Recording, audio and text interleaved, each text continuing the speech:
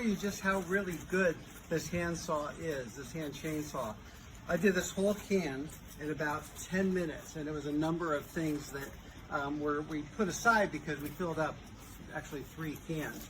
But look at this tree, excuse me, tree branch. It's about 2 inches right there. And I'm going to show you just how easy it is. Whoops, I'm going to tighten this down again, adjust a little bit. It's easy to tighten. You know, you should have taken the battery out, but anyway, always remember that. Always remember the glasses. Always remember the gloves. Watch how simple this goes.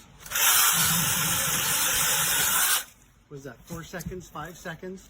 And it goes right in. And now finish that up. I'll tell you, I am a big fan of this saw. We did this entire tree over here that was, I would say, close to 15 feet in the air. Really bushy.